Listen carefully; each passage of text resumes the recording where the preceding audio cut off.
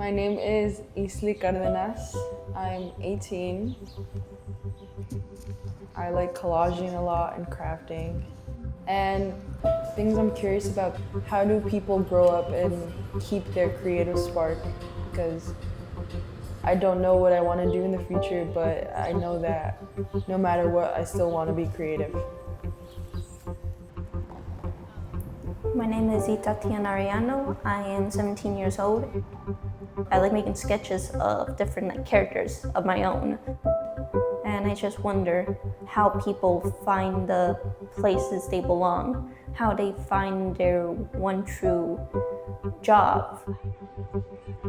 Because I don't know what I want to do yet. I'm still wondering if I should pursue art or if I should pursue a different career option. My name is David Soto. I'm 19. I really love sketching and doodling and creating my own independent stories. But what I really also want to find out for myself, what could I do in the future with what I potentially like?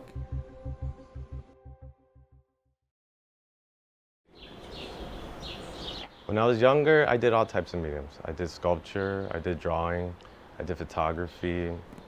But before that, in high school, I was the one always taking pictures of everywhere we went. So I just kind of documented my whole high school life. And did you enjoy taking pictures? I love taking pictures. And what do you do now for a living? I am a photographer. I take pictures for a living. So here are some pieces that I did. This is when I went to Columbia College to just get a feel of what it was to go to an art school and learn black and white. And here is a current piece that I have when I was on a trip to Mexico. Did you imagine yourself doing this kind of career when you were a child? I didn't imagine it, and I still think about it till this moment. It's like, how am I doing this? This is what I live off of, and it's an amazing thing. It's just amazing. I get like this because it's just hard to handle.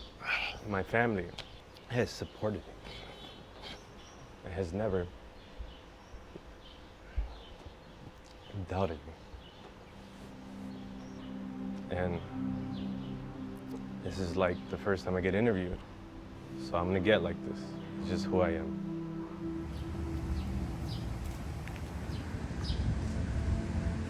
So right now, we're in the main gallery of Open Center for the Arts. Right now, the exhibition that we have is Nuestra Plaza. And you can see this exhibition that's here is several artists on what a plaza means to them. And then we created this kiosco because one of the things that you'll find in Jardines is kioscos, because this is where we perform, where we talk, where we dance, where we sing. Like some of the things that I've done is all the wood that you see from the doors to this huge beam, to the wood around this TV, that is all the wood that I salvaged from the building when it burned down. And that is what I use to create my art. To so many people, it's like a very important aspect of the community. The reason Open was created was I didn't know about art till I was in my sophomore year of high school. And just imagine that. I lived in this community and I didn't know about art or what art was. If you look at little kids, they create, they don't ask, they don't know what it is, they're just creating. I believe creativity is born in us. It's in us whether we do something or not.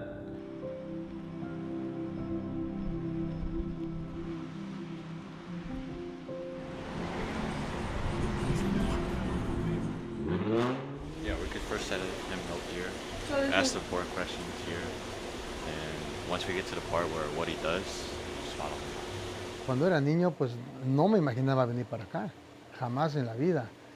Yo salí muchos días a buscar trabajo, no lo encontraba. Yo tenía como unas 4 o 5 peceras en casa. Y ahí fue cuando empecé a vender en aquellos tiempos por una página de internet. Poco a poquito fue creciendo todo este negocio. Sí tenía algo de conocimientos de música, de tocar la guitarra, pero precisamente, como te decía, el trabajo o el tiempo no deja que te enfoques en realmente lo que sabes hacer. O sea, no sé tocar muy bien la guitarra, pero pues más o menos creo que me defiendo un poco. Pero igual, hay que irse superando todo el tiempo.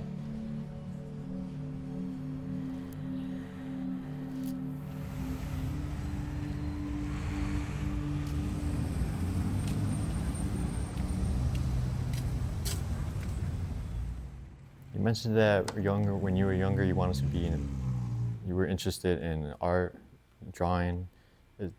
Is that sort of like the hobby that you wanted to develop as you got older? Everybody kept telling me in school and anywhere really, they told me that art wasn't pursuable. So for a long time, I had that idea in my head that there was no way I can make money off of art. You know, I'm a first generation immigrant. I came from Mexico. I was born in Mexico. And all my family wanted for us to do was to graduate high school, come out with a diploma, and then go to college and get a degree and get an official job, right? And for me to decide to do tattooing was probably one of the worst choices for her, for me to make. I felt really guilty for a long time, for like the first half of my career, because I didn't think I was gonna be any good. Eventually, my mom started to really cheer me on. She started to see that the work was paying off. This is, I guess, the new collection of work that I'm doing. These are my notes of a lot of pre-Hispanic, pre-Columbian work that I'm doing, and there's a lot of studying that has to go into it, for sure. But these are symbols that are around the Aztec calendar. This is the first day sign. This one would be a Hecat. This one is to describe the wind. Have you ever tried any other mediums apart from tattoo? In different mediums, I guess for sure painting, oil painting is one of the biggest mediums that I've practiced in. I don't do it correctly, I feel like, but I also don't like rules. I think that's the whole thing about being a tattoo artist is like, we don't like rules, and that's why we tattoo, because, it's not a regular job. It's not a 9 to 5. And you kind of just live free, and you're a free spirit, and you kind of just draw and tattoo, and it's kind of like a rock star lifestyle. I started with like traditional art, so like drawing and painting. I do resin work, I do sculptural things, but at the moment I'm primarily doing spray paint, murals, studio work. So this is a resin piece that I did. So for a while I was doing a lot of resin work where I just kind of overlaid like different colors of resin, and then I would paint, expressing more of a playfulness or like an emotion with like the body language. I like to use contrasting colors a lot of the time so that it just kind of makes it pop. Art was always a passion of mine. I think it was in high school that I really felt like I found like my love for it. I had a really awesome art teacher that like believed in me and kind of pushed me. So I did end up going to like art college. I went to SAIC for a little bit, dropped out of there, did some tattoos for a little bit, stopped doing that, did hair, I was a bartender, I did all the things, but like everything is kind of like a social aspect of like seeing something like evolve from something into something else. Most of us have 2-3 jobs, but like we absolutely have to create things, and that's how we stabilize, so that's what we do.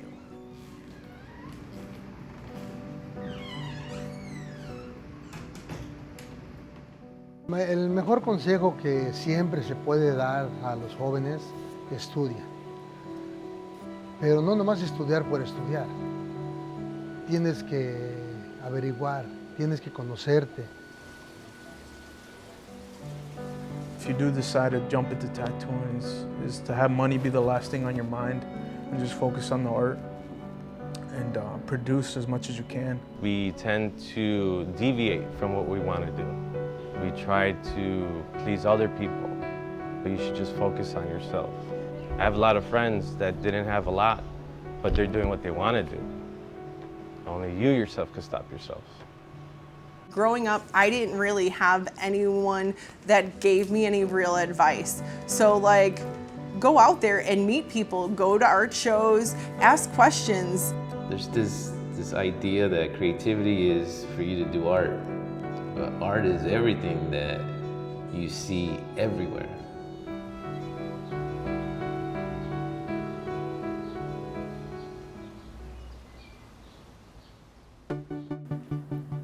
What this film made me realize is that anywhere you go, your passion follows you.